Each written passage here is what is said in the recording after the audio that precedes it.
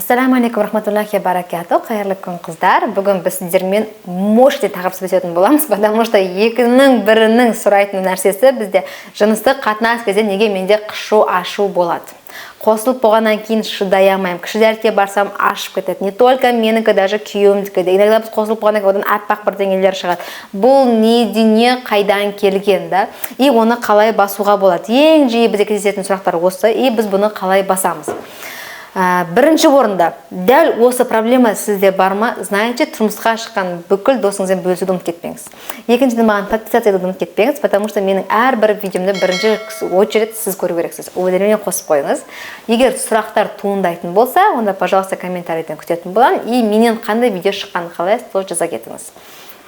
Ендеше, бұл жерде қышу деген нәрседе үш түрлі нәрсе ойлау керек. Біріншісі, бұл иммунитеттің төмендеп кетуі, яғни сіз тәттіні көбірек қабылдасыз, немесе антибиотик көбірек қабылдасыз, немесе дұрыс тамақтанбайсыз. Екіншісі, бұл жерде қандай да бір қоздырушы бактерия бар, яғни бұл может быть кандида альбиканс, может быть no кандида альбиканс. Получается, бізде көбінесе грибковое заболевание деп жатады, немесе қандай да бір дрожжи, да, вот көбінесе жиі кететін кандида альбиканс. Мына.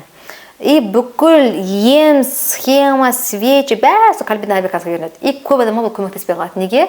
Потому что сізде қынапта одан бөлек 494 микрофлора бар, условно патогенный, соның біреуі болуы мүмкін. Яғни no кандида альбиканс.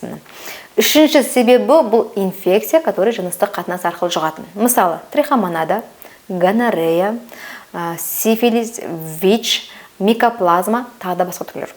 Сол себептен бұның негізгі себебін анықтау керек. Енді, қай уақытта жыныстық қатынаста бізде ашу болады?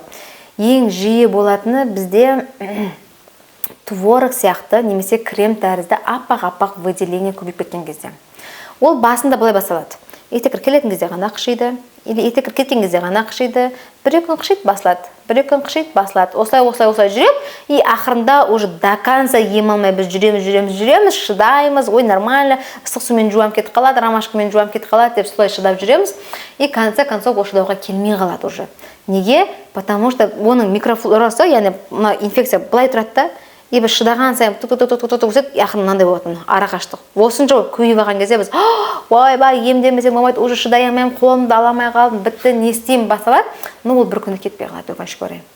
Енді бір күнде кетіру үшін қазіргі таңда бізде шыққан бұл PRP кортексин, немесе плазмолифтинг әдісін қолдану, но иногда оның өзі көмектеспей қалады. Сол үшін міндетті түрде свечи, кремы, бірге күйеуіңізбен бірге таблеткалар тоже самый беріледі.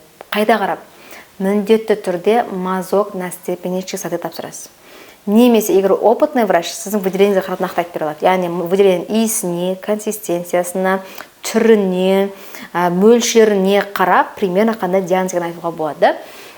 Вот осылайдан ем алуыңыз керек. Егер үй жағдайында ем алсам бола ма, мен бір клотримазол естіп алып соны жақтым деп, әр нәрсені бір қолдансаңыз, сіз қолданған сайын дұрыс ем алмаған кезде, оған қынаптың микрофлора үйреніп алады да, яғни дайындалып алады да, и постоянно соған істеп жүргеннен кейін уже ары қарай сізге еш нәрсе көмектеспей қалуы мүмкін.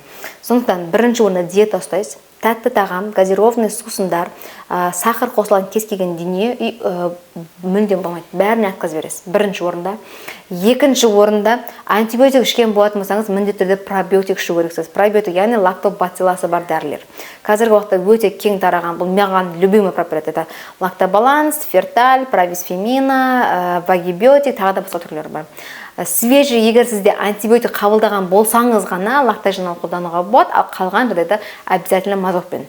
Вот осындай тактикалар қолдану керексіз. Енді, егер сіз емделіп, күйеуіңіз емделмесе, сіздің алған пәленбай мыңдық дәріңіз просто ауаға кетті.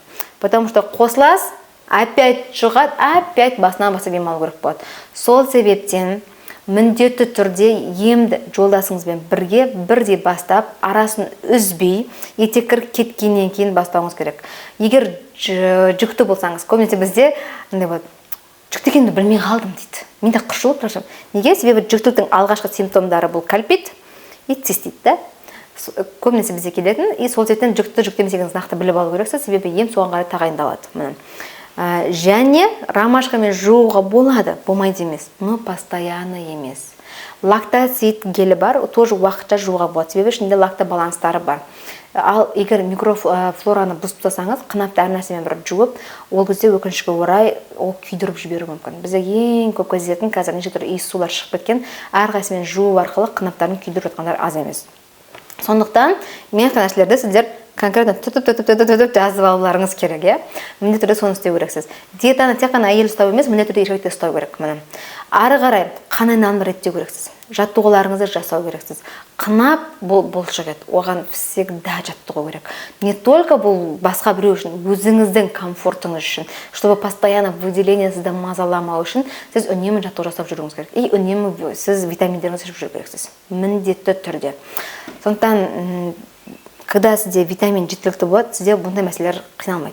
Ең дұрысы, ана ауруды іздеп, неше түрлі нәрсені қолданғанша, ауру болмайтын жолдарды іздеп, алдын алу бұл өте үлкен. Зато сіздің, наоборот, сізді ақшаны экономить етесіз сол арқылы да, дұрыс тамақтануыңыз арқылы да. Сондықтан қынап біздің әйел үшін ең керекті мүше, на самом деле. Себебі сіз қынабыңыз арқылы сезімталдықта көресіз, бәрін көресіз да. Даже жүректен жақын сізге сол нәрсе. Неге? Себебі сіздің жүрегіңіз тоже эмоционально мүмкін. Қынап вообще чувствительно. Ендеше, оны қышытып ашытатын нәрсе емес, қышытпайтын, наоборот, әдемі иіс шығаратын да етіп қойып керексіз. Ол жерде сіз естіп көресіз, бұл роза гүл. Роза гүлді қалай күтім жасайсыз, солайынан күтім жасауыңыз керек. Ақпарат тиімді болды деген ойдамын. Сіздермен бірге болған доктор Сейіт Жаппаровна. Егер сұрақтар болса, сізде осы мәселе болған болса, не істедіңіз, асан жаза кетіңіз. Сол бойынша біз талқылайтын боламыз.